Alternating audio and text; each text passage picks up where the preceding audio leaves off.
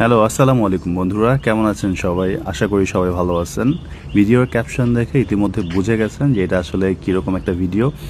এইটা আসলে আমি আমার বন্ধুর গ্রামের বাড়িতে বেড়াতে গিয়েছিলাম। ওর গ্রামের বাড়িটা ছিল বরিশালের শৌলা উপজেলায়। সো ওইখানে ওর বাসার ওইখানে ওদের অনেকগুলো ডাব গাছ ছিল।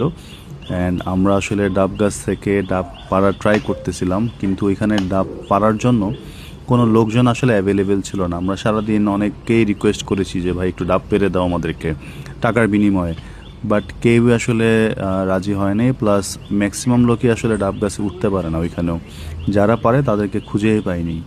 তো কী আর করার, দুজন মিলে বুদ্ধি বের করলাম যে সব থেকে ছোটো গাছ যেটা আছে ওইটা থেকে আমরা ডাব পারবো এবং একটা মই হলে আমাদের কাজ হয়ে যাবে।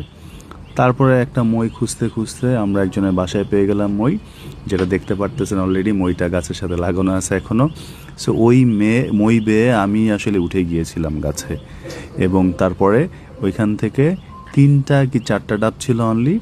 ওইটা পেরে গাছের নিচে বসেই সুন্দর করে কেটে আমি আর আমার বন্ধু মিলে দুজন খেয়ে ফেললাম। না, শুধু দুজনেই খাইনি, আরও আমাদের সাথে ছিল যারা, সবাই মিলে আমরা শেয়ার করে খেয়েছি।